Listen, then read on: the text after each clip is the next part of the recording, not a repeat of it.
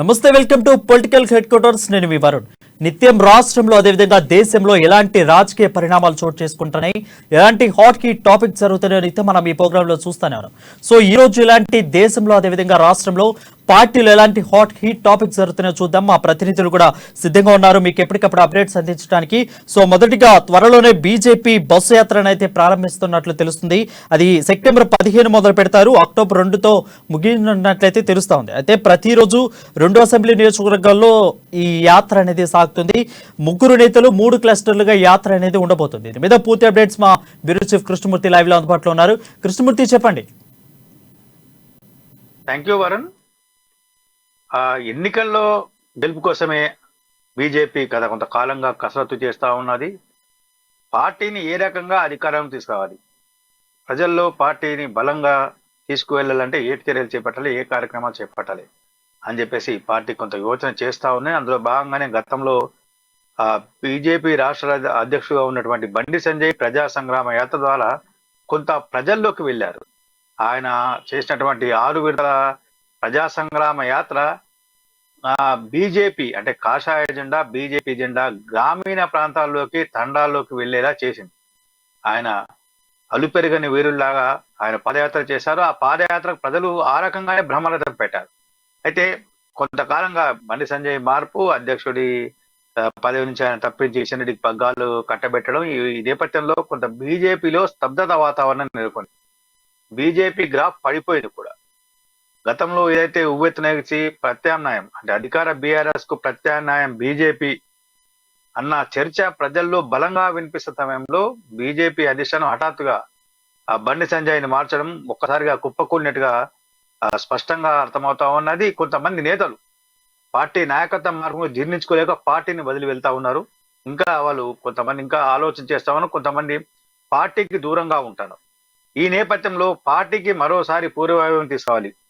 బండి సంజయ్ ఏదైతే ప్రజా సంగ్రామ యాత్ర ద్వారా బీజేపీని క్షేత్రస్థాయిలో బలోపేతం చేశారో ఆ రకంగానే మళ్ళీ మనం తీసుకెళ్లాలి అనే ఉద్దేశంతో కూడా బీజేపీ నాయకత్వం ప్రయత్నం చేస్తా ఉన్నాయి. కొద్ది రోజుల కింద జరిగిన కోర్ కమిటీ మీటింగ్ కానీ, అమిత్ షాతో జరిగిన సమావేశంలో కొన్ని సలహాలు, సూచనలు కూడా చేశారు. ఢిల్లీలో జరిగినటువంటి సమావేశంలో ఆ సలహా మేరకు బీజేపీ బస్సు యాత్ర చేపట్టాలి.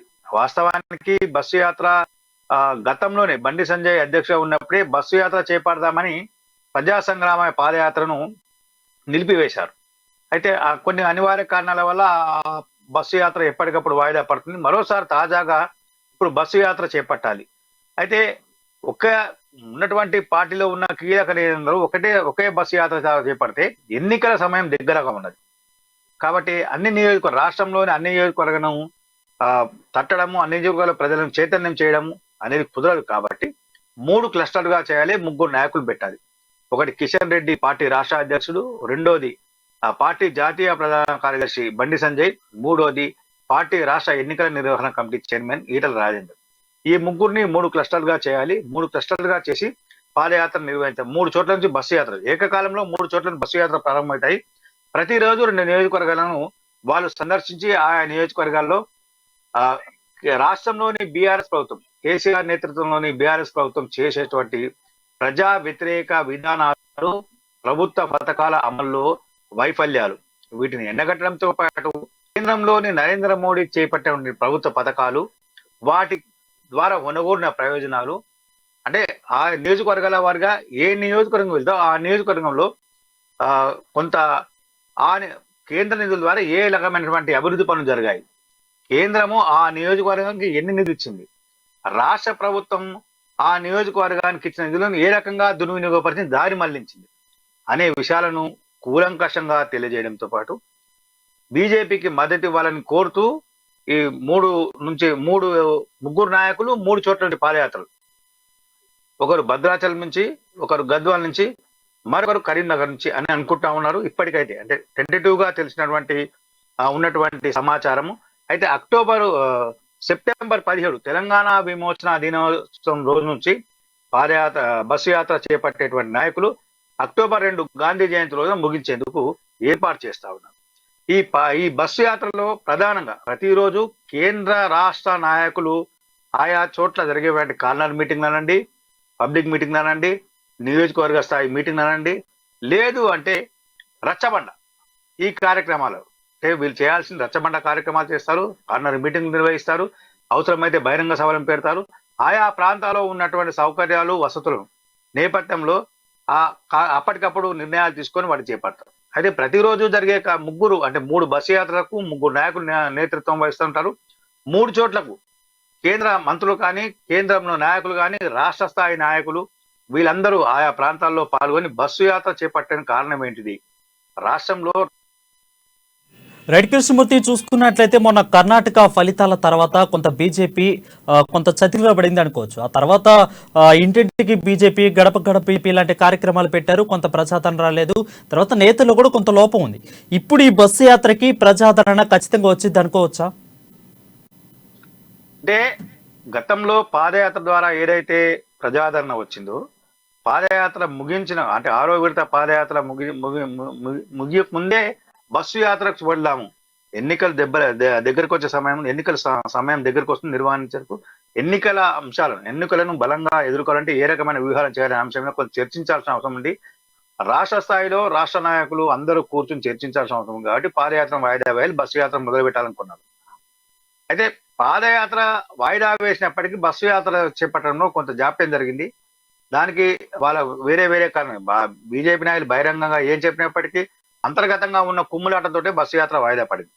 అయితే ఇప్పుడు ఈ కోల్పోయినటువంటి ప్రతిభను పార్టీకి ఏదైతే ఓటు బ్యాంకు ఇంతకాలం వచ్చింది అది ఈ మధ్య వెళ్ళిపోతుంది, ఓటు బ్యాంకు వెళ్తా ఉన్నది, నాయకులు కొంత దూరం అవుతా ఉన్నారు, కొంతమంది తటస్థంగా ఉంటా ఉన్నారు, పార్టీ కార్యక్రమాలకు కూడా అంటిముట్టనట్టుగా వ్యవహరిస్తా ఉన్నారు. ఈ నేపథ్యంలో వారందరిలో మరోసారి ఉత్సాహం నింపాలి అంటే బస్సు యాత్రలు తప్ప మరో మార్గం లేదు అని చెప్పేసి బీజేపీ సునీల్ బన్సల్ నాయకత్వంలో కొంత సమావేశం బీజేపీ నిర్ణయించింది. ఇందుకు సంబంధించిన యాత్ర ప్రముఖులను వీళ్ళందరినీ అంటే బస్సు యాత్రకు మీరు అన్నట్టుగా ప్రజాదరణ వస్తుందా అంటే పార్టీ కొంత నష్ట నివారణ చర్యలకు పూనుకుంటా ఉన్నది. నష్టం జరిగింది, రాష్ట్ర నాయకత్వం మార్చడంలో పార్టీకి కోలుకోలేని నష్టం జరిగింది. ఈ నేపథ్యం నష్ట నివారణ చర్యలు చేపట్టకపోతే పార్టీ మరింత నష్టపోయి ఉనికి తెలంగాణలో బీజేపీ ఉనికి ప్రశ్నార్థకంగా మారే ప్రమాదం ఉంది అన్న ఉద్దేశంతో బీజేపీ నాయకత్వం బస్సు యాత్రను తెరపైకి తీసుకొచ్చింది. బస్సు యాత్రను ఏకకాలంలో 3 బస్సు యాత్ర చేపట్టడం ద్వారా వాళ్ళు అంటే ఆయా నియోజకవర్గాల్లో ఎవరైతే ఆశాభావులు ఉంటారో, పోటీ చేసేందుకు కొంత ఉత్సాహం చూపుతారో వాళ్ళు కొంత బూస్టప్ ఇచ్చే అవకాశం ఉంటుంది. ప్రజల్లో కూడా మరోసారి ఎన్నికలు ముంచుకొస్తున్న సమయంలో బీజేపీ బస్సు యాత్ర ద్వారా ప్రజల్లోకి వెళ్తే కొంత ప్రజల్లో కూడా చర్చ వచ్చే అవకాశం ఉంది. ఈ చర్చను తనకు అనుకూలంగా మార్చుకోవాలి అన్న ఉద్దేశంతో బీజేపీ నాయకత్వం ఈ బస్సు యాత్రలకు శ్రీకారం చుట్టినట్టు మనకు స్పష్టమవుతా ఉన్నాయి. బస్సు యాత్రల ప్రారంభోత్సవాలకు కూడా ఘనంగా నిర్వహించాలి. ఎట్ ఏ టైం 3 చోట్ల ఒకటే రోజున ఒకటే సమయంలో ఈ బస్సు యాత్రను ప్రారంభించాలి. ఆ బస్సు యాత్ర కూడా 3 కేంద్ర నాయకులు ఆయా ప్రాంతాలకు వెళ్ళి ప్రారంభించాలని చెప్పేసి పార్టీ కొంత నిర్ణయానికి వచ్చింది. అయితే ఎవరు వస్తారు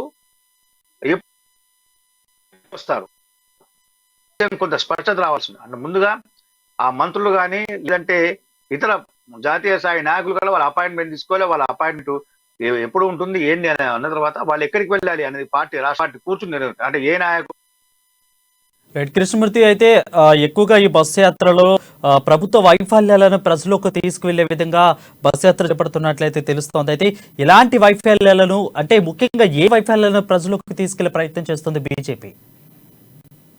డబుల్ బెడ్రూమ్ల ఇళ్ల మీద ఇప్పటికే బీజేపీ కొంత పోరాటం చేసింది. అయితే దానికి కొంత రాష్ట్ర పార్టీ అంటే అధికార పార్టీ కూడా ఈ మధ్యనే అంటే ఈ రోజే కేటీఆర్ ఏదో సమావేశమై 70,000 ఇల్లు సిద్ధంగా ఉన్నాయి, వాటిని 5-6 దశల్లో మనం వాళ్ళకు లబ్ధిదారులకు అందిద్దామని చెప్పి నేను అంటే బీజేపీ ఆందోళన కార్యక్రమాలు చేపట్టిన తర్వాతనే రాష్ట్ర ప్రభుత్వం దిగి వచ్చింది.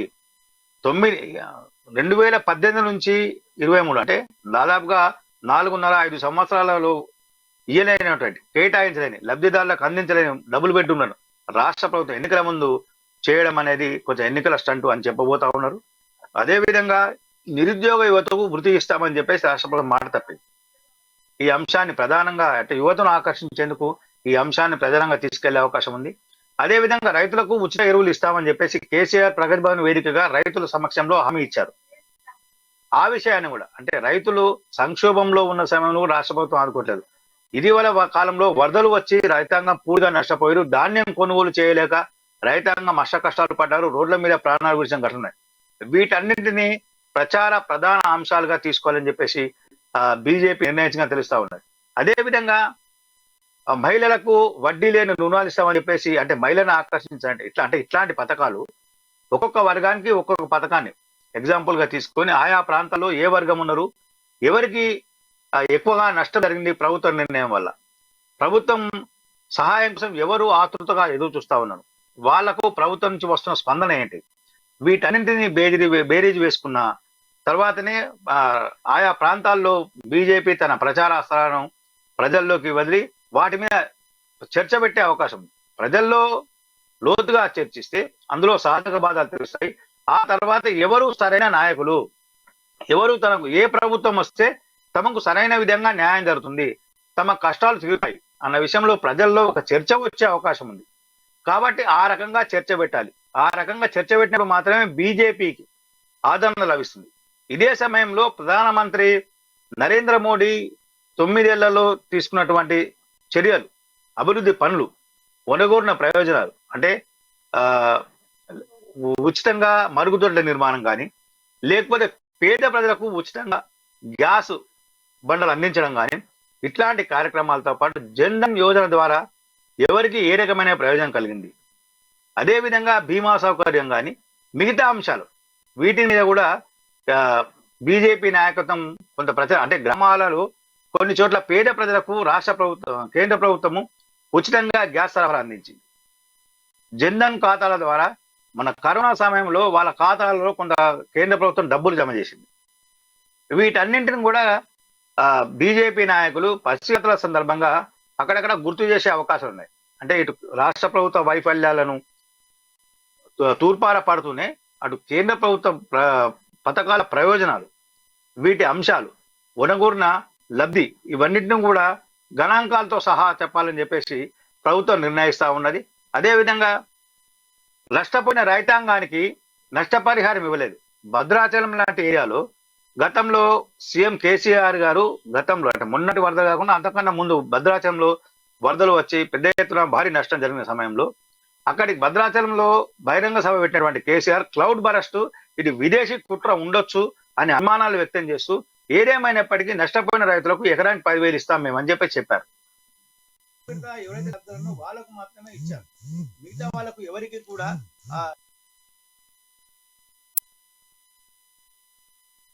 Thank you Krishnamurthy. అది చూసుకున్నట్లయితే త్వరలోనే బస్సు యాత్ర అయితే సెప్టెంబర్ 17న ప్రారంభించి అక్టోబర్ 2వ తారీఖునైతే ముగించే ప్రయత్నం అయితే బీజేపీ చేస్తుంది.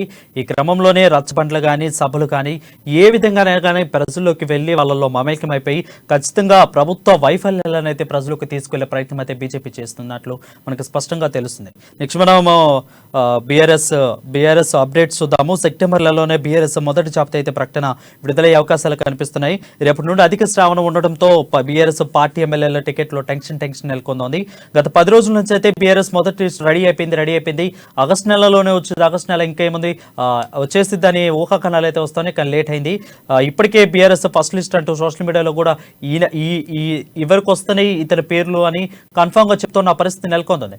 అయితే 87 మందితో మొదటి లిస్ట్ అయితే పార్టీలో ఉన్నట్లు టాక్ వినిపిస్తున్నాగా లేట్ అయింది. సెప్టెంబర్లో అయితే వచ్చే ఛాన్స్ అయితే ఉంది. దాదాపు 25 నుంచి 30 ఎమ్మెల్యేల పనితీరుపై అయితే కేసీఆర్ అసంతృప్తి వ్యక్తం చేసినట్లయితే ఉంది. సో దీని మీద పూర్తి అప్డేట్స్ మా ప్రతినిధి రాజు బీఆర్ఎస్ పార్టీ కార్యాలయం నుండి లైవ్ లో అందుబాటులో ఉన్నారు. రాజు, చెప్పండి, ఎప్పటికీ లిస్టు విడుదలయ్యే అవకాశం ఉంది?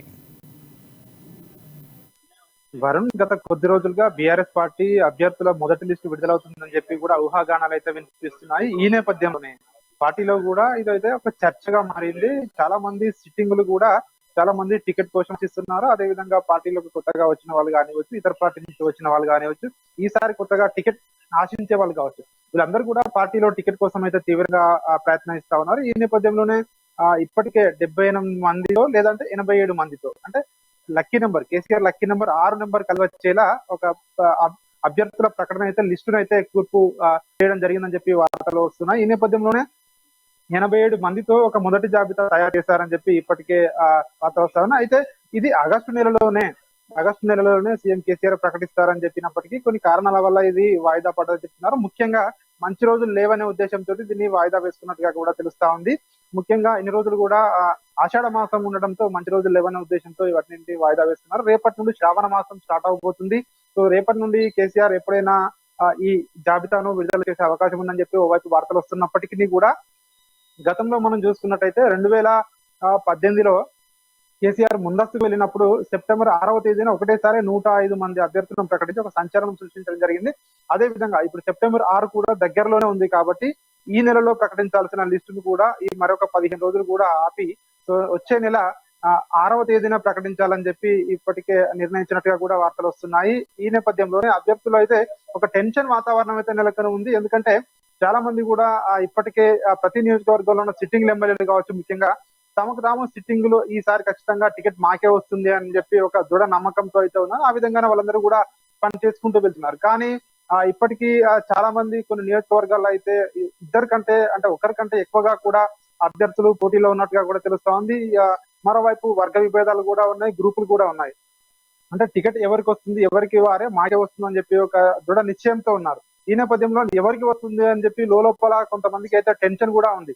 ఈ నేపథ్యంలో టికెట్ ఈసారి ఎవరికి ఫైనల్ అయింది, ఆ లిస్ట్ లో మా పేరు ఉందా లేదా అని చెప్పి కూడా ఒక టెన్షన్ అయితే నెలకొనుంది. ఈ నేపథ్యంలోనే చాలా మంది కూడా తమ సన్నిహితుల ద్వారా, ఎవరైతే కేసీఆర్ కి అత్యంత సన్నిహితంగా ఉంటారో వాళ్ళ ద్వారా కూడా తెలుసుకునే ప్రయత్నం చేస్తా ఉన్నారు. లిస్ట్ లో మా పేరు ఉందా లేదా, ఒకవేళ లేకుంటే ఖచ్చితంగా మా పేరు వచ్చేలా చూడండి అని చెప్పి ఇప్పటికే చాలా మంది కూడా మాట్లాడినట్టుగా కూడా తెలుస్తా ఉంది. అయితే ఇక్కడ పార్టీ వర్గాల నుంచి వస్తున్న లీకులు అయితే ఆల్రెడీ లిస్ట్ ప్రిపేర్ అయిపోయిందని చెప్పి చెప్తా ఉన్నారు.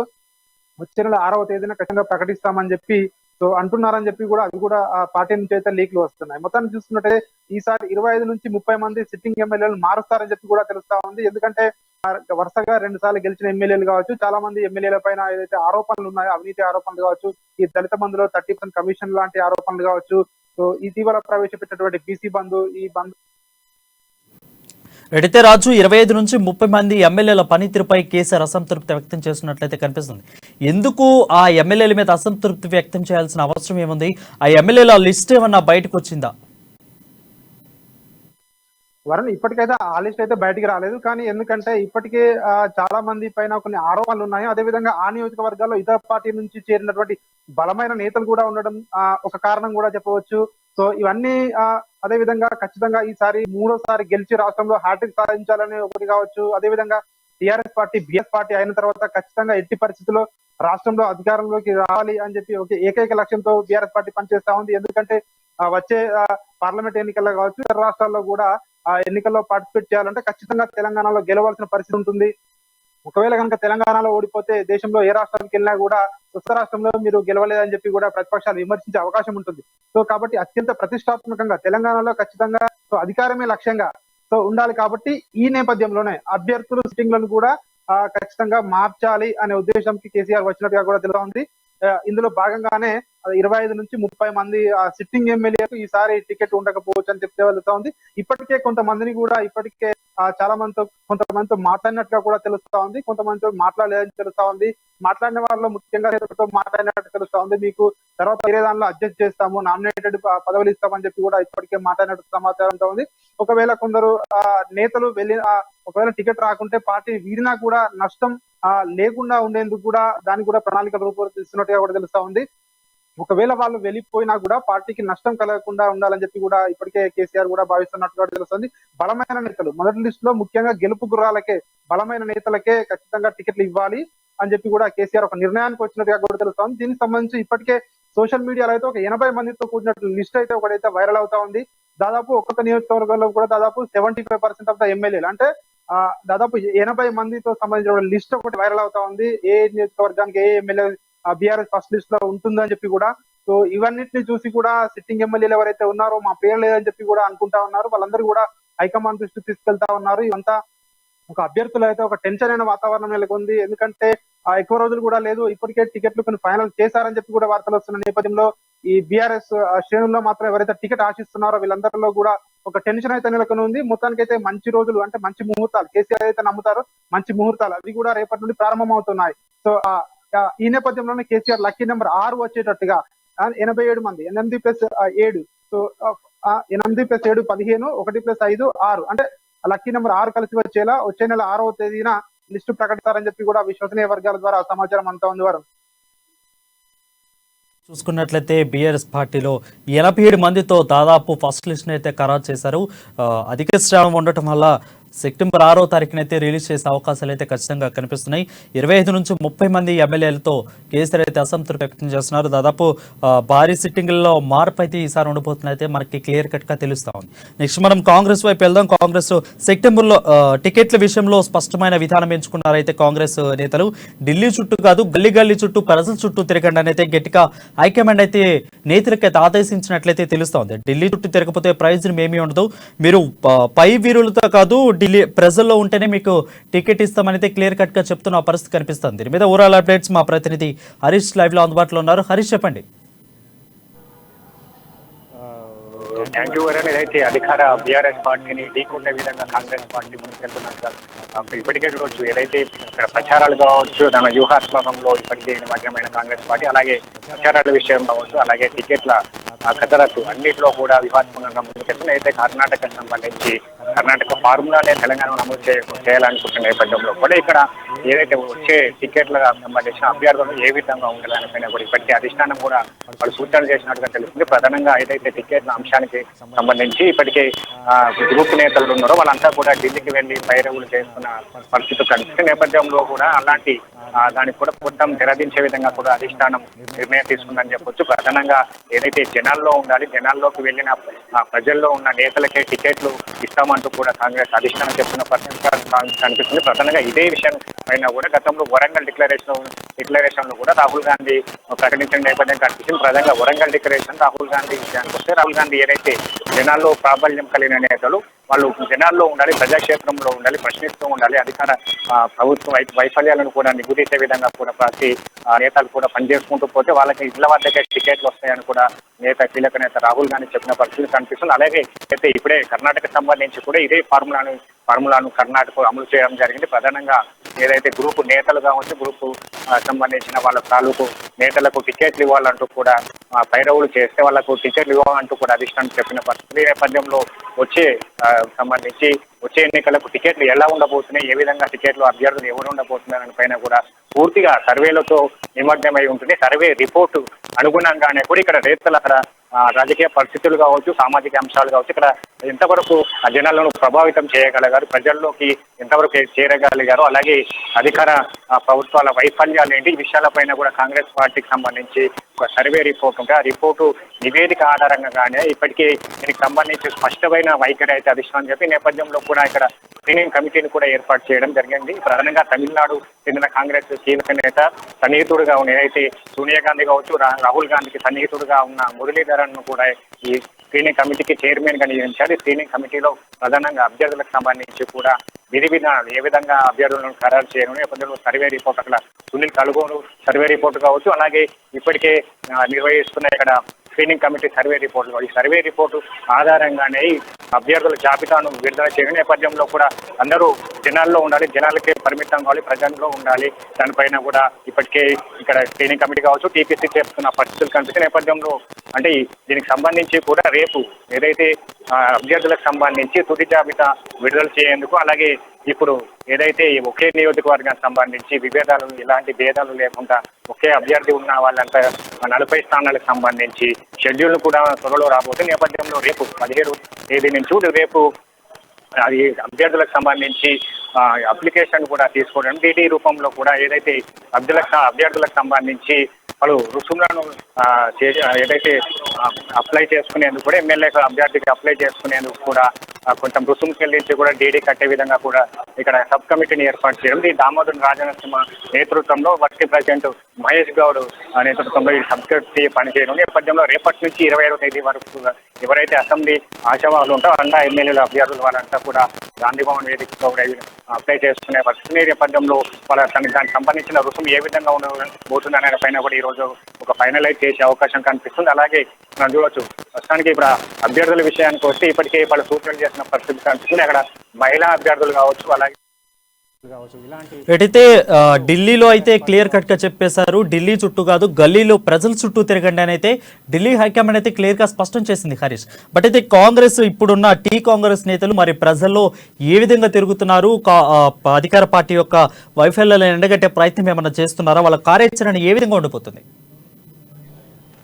చూడొచ్చు వరుణ్, ఇప్పటికే చూడొచ్చు కాంగ్రెస్ పార్టీ ఏదైతే కర్ణాటక ఎన్నికల తర్వాత కూడా ఒక జోష్ కనిపిస్తున్న వాతావరణం కనిపిస్తుంది. ఇక్కడ పొంగులేటి శ్రీనివాసరెడ్డి కావచ్చు, అలాగే బీఆర్ఎస్ సంబంధించిన అధికార నేతలంతా కూడా ఈ చేరికల విషయంలో కూడా అన్ని విషయాల్లో కూడా కాంగ్రెస్ పార్టీ ఇక్కడ బీఆర్ఎస్ వర్సెస్ కాంగ్రెస్ గా మారిన రాష్ట్ర రాజకీయాలు మారిన తీరు కనిపిస్తుంది. నేపథ్యంలో ప్రచారాలకు సైతం ఇప్పటికే పలు డిక్లరేషన్లు కూడా ప్రకటించిన పరిస్థితులు కనిపించిన నేపథ్యంలో వచ్చే 24వ తేదీన చేవేలలో ఏదైతే ఖర్గే సభ ఉంది. ఈ నేపథ్యంలో కూడా వాళ్ళు ఇంకో ఎస్సీ ఎస్టీ డిక్లరేషన్ కూడా ప్రకటించేందుకు కూడా రెడీ అవుతుందని చెప్పొచ్చు. ఇంకా ఇలాంటి 4 సభలు ఏదైతే 4 పార్లమెంట్ సంబంధించి 4 సభలను ఏర్పాటు చేయడం జరిగింది. ఇప్పటికీ తిరగబడతాం తరిమి కొడతాం అంటూ కూడా రాష్ట్ర వ్యాప్తంగా అధికారం బీజేపీ కావచ్చు, బీఆర్ఎస్ ప్రభుత్వ వైఫల్యాలను గట్టిగా ప్రజల్లో ఎండగొట్టాలి. ఏదైతే గతంలో బీఆర్ఎస్ ప్రభుత్వం ప్రజలకు ఇచ్చిన హామీలు ఏంటిది, ఎంతవరకు విస్మరణ గురై ఇక్కడ దళిత బంధు కావచ్చు, గిరిజన బంధు కావచ్చు, కుటుంబ వ్యవహారం కావచ్చు, ఇలా రైతుల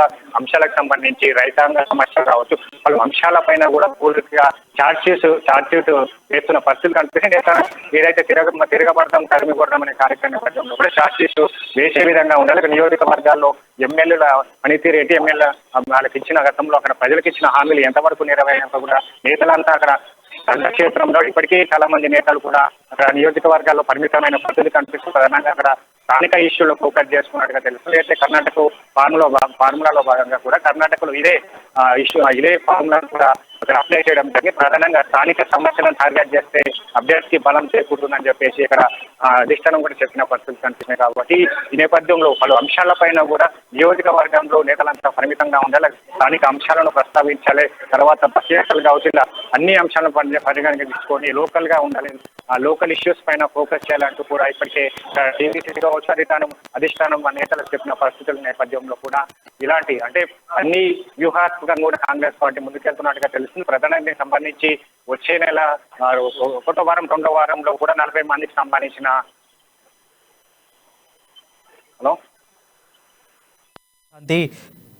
రెడితే హరీష్, మనం టికెట్ల విషయంలో కూడా స్పష్టమైన విధానాన్ని కాంగ్రెస్ పార్టీ అయితే ఎంచుకున్నట్లయితే మనకు తెలుస్తోంది. ఢిల్లీ చుట్టూ కాకుండా గల్లీ చుట్టూ తిరగాలనైతే కాంగ్రెస్ పార్టీ స్పష్టంగా తెలియజేస్తుంది. అయితే ప్రజల్లో ఉండాలి, మీరు అధికార పార్టీ ఏదైతే వైఫల్యాలు ఉన్నాయో, చెప్పిన హామీలు ఏదైతే నెరవేర్చలేదో వాటిని ఖచ్చితంగా మీరు ప్రజల్లో ఉండి ప్రజలకైతే గట్టిగా చెప్పాల్సిన అవసరం ఉందని కాంగ్రెస్ పార్టీ హైకమాండ్ అయితే తెలియజేస్తోంది.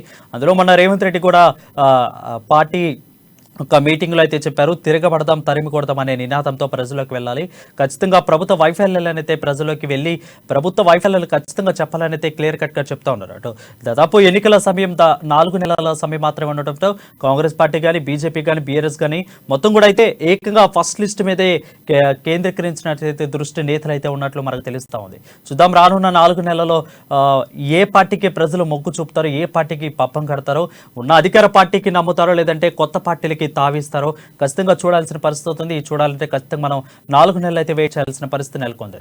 ఇది వాటి పొలిటికల్ హెడ్ క్వార్టర్స్, మరొక పొలిటికల్ హెడ్ క్వార్టర్స్తో మళ్ళీ కలుద్దాం. అంటూ నేను చూస్తూనే ఉన్నాడు అమ్మా న్యూస్, నిజం కోసం జనం కోసం.